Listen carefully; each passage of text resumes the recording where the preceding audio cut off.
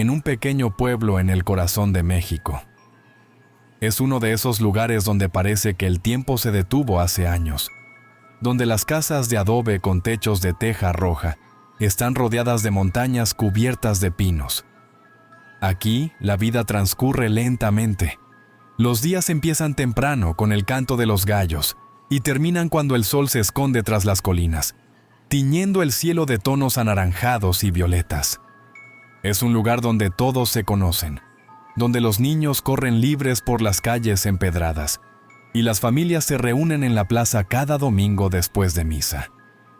Hay algo casi mágico en estos pueblos, una tranquilidad que envuelve a sus habitantes y que los hace sentir seguros, como si estuvieran protegidos del caos del mundo exterior. Pero como sucede en muchos de estos lugares pintorescos, a veces, detrás de esa fachada de paz y serenidad, se esconden secretos oscuros, historias que pocos se atreven a contar. Y es precisamente una de esas historias la que quiero compartirles hoy. En este pequeño pueblo, cuyo nombre prefiero no mencionar para proteger a los que aún viven allí, hay un lago. No es un lago muy grande, pero su presencia domina el paisaje. Los locales lo llaman el espejo. El agua es tan tranquila, tan clara, que parece reflejar el mundo de una manera más perfecta que cualquier espejo hecho por el hombre. Durante el día, el lago es un lugar hermoso, casi hipnótico. La gente solía ir a sus orillas para pasar el tiempo, hacer picnics o simplemente disfrutar de la vista.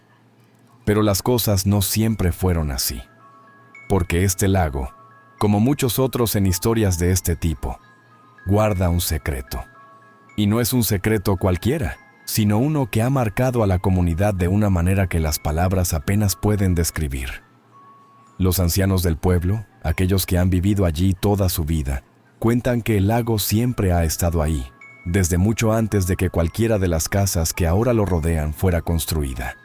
Ellos dicen que el lago tiene vida propia, que respira y se mueve con una energía que pocos pueden sentir, pero que está ahí, latente. Se cuenta que, hace mucho tiempo, cuando el pueblo apenas comenzaba a formarse, los primeros habitantes ya sentían una especie de respeto reverencial hacia el lago. Nunca lo llamaban por su nombre verdadero, si es que alguna vez tuvo uno, sino que se referían a él simplemente como el espejo. La gente del lugar creía que el lago podía ver el interior de quienes se acercaban a él, que podía reflejar no solo la apariencia física, sino también el alma de las personas. Y aquellos con almas perturbadas o corazones oscuros encontraban en el lago algo que preferían no ver. Con el tiempo, la gente comenzó a notar que el lago parecía atraer a ciertas personas, especialmente a los niños. Era como si el agua clara y tranquila los llamara, invitándolos a jugar en sus orillas. Y así fue como comenzaron las desapariciones. La primera vez que ocurrió, nadie sospechó del lago. Fue hace unos 10 años, en una tarde de verano como cualquier otra. Sofía, una niña de 8 años, desapareció mientras jugaba cerca del agua. Su madre la había visto correr hacia el lago desde la ventana de su casa, pero cuando salió a buscarla, Sofía ya no estaba. El pueblo entero se movilizó para buscarla. Revisaron cada rincón, cada árbol, cada roca, pero no había rastro de la niña. Al día siguiente, su pequeño zapato apareció flotando en la orilla, como si alguien lo hubiera dejado ahí a propósito. Fue entonces cuando los hombres decidieron entrar al agua, buscar en el fondo del lago, y allí, sumergida en el silencio acuático, encontraron a Sofía. Su cuerpo estaba tan quieto, tan perfectamente alineado con la superficie, que por un momento todos pensaron que solo estaba durmiendo. Pero lo que más les desconcertó fue su expresión. No era de terror ni de dolor. Sus ojos, aunque abiertos, no parecían mirar nada en particular, como si estuviera viendo algo más allá, algo que nadie más podía ver. El pueblo quedó devastado por la pérdida de Sofía. La tristeza y la culpa se extendieron como una nube oscura, especialmente sobre su familia. Su madre dejó de salir de casa consumida por la pena, mientras su padre se alejaba de todos, incapaz de soportar la mirada de los demás. Con el tiempo, la gente comenzó a evitar el lago. Ya no era un lugar de recreo, sino un recordatorio constante de lo que había ocurrido. Sin embargo, a pesar del miedo, algunos aún se aventuraban cerca de sus aguas, tal vez buscando respuestas, o simplemente tratando de desafiar aquello que no podían comprender. Fue entonces cuando empezaron los rumores. Algunos decían que habían visto a una niña caminando por la orilla durante las noches, su figura apenas visible bajo la luz de la luna. Otros afirmaban haber escuchado risas infantiles provenientes del agua, risas que parecían mezclarse con el sonido del viento. Pero lo que más preocupaba a la gente eran las desapariciones, porque Sofía no fue la última. Poco después de la muerte de Sofía, otro niño, Daniel, desapareció. Esta vez, los padres del pueblo se unieron en un pacto silencioso. Ninguno de sus hijos se acercaría al lago. Pero a pesar de sus mejores esfuerzos, la tragedia volvió a golpear. Daniel era un niño tranquilo, siempre estaba con su hermana mayor o jugando en el patio de su casa. Nunca había mostrado interés por el lago, ni siquiera cuando otros niños hablaban de él. Pero una tarde, simplemente desapareció. Su madre lo vio por última vez en el patio, jugando con su carrito de madera. Cuando salió a llamarlo para cenar, Daniel ya no estaba. Desesperados, los padres de Daniel corrieron hacia el lago. Esta vez, no había un zapato flotando en la orilla, ni ningún otro rastro que indicara que Daniel había estado allí. A pesar de eso, los hombres decidieron buscar en el agua. Se sumergieron durante horas, revisaron cada rincón del fondo, pero no encontraron nada. Ni el cuerpo de Daniel, ni su carrito de madera, ni siquiera un indicio de que hubiera estado cerca del agua. A partir de ese momento, el lago dejó de ser solo un lugar oscuro y misterioso. Se convirtió en algo que infundía un temor profundo en todos los que vivían cerca de él. Y aunque nadie lo decía en voz alta, todos sabían que algo en el lago estaba cambiando. Los siguientes años fueron un período de calma tensa. La gente evitaba el lago a toda costa, pero había una sensación creciente de que el peligro no se había ido, solo estaba esperando. Los padres de Sofía nunca se recuperaron de su pérdida.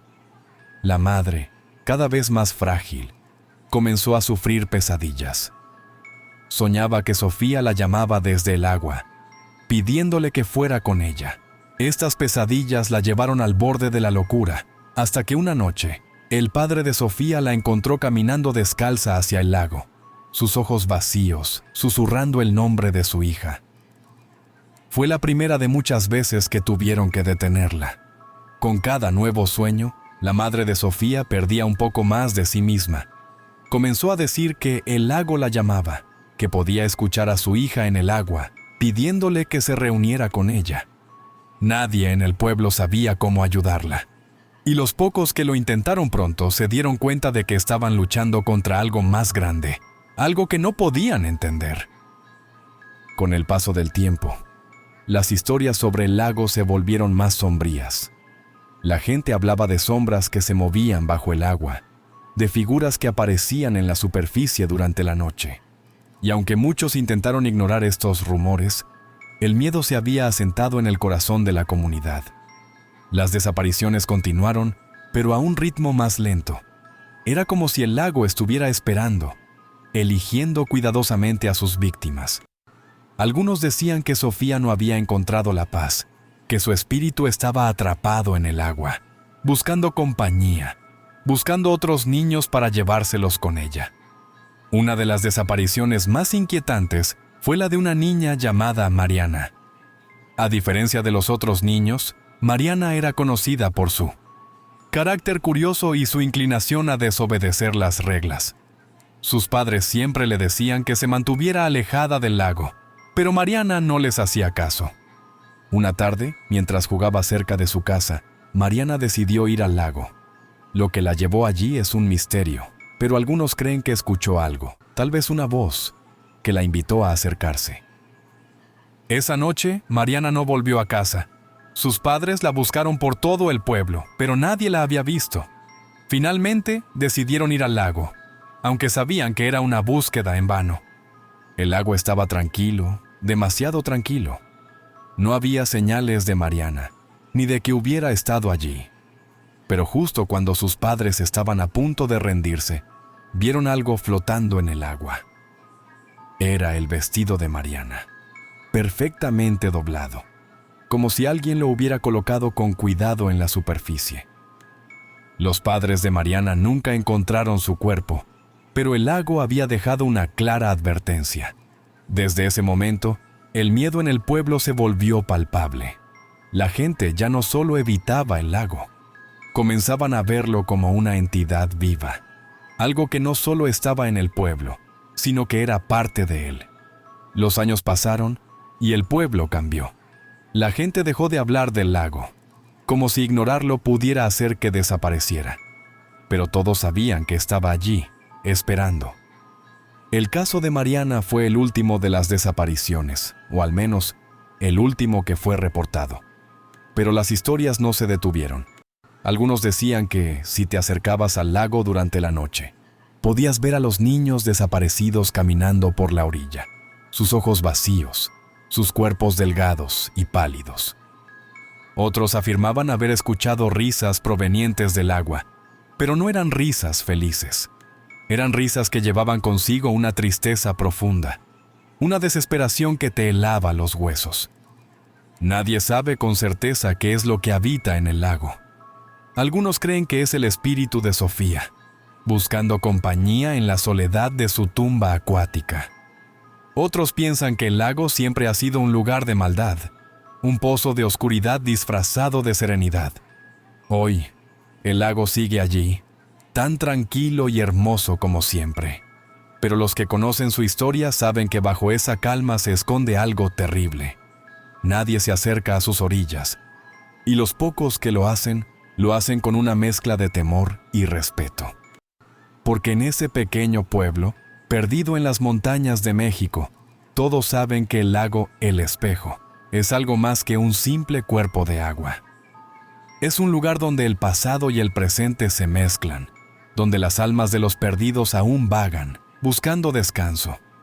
Y aunque la gente ha aprendido a vivir con su presencia, todos saben que el lago nunca se ha ido realmente.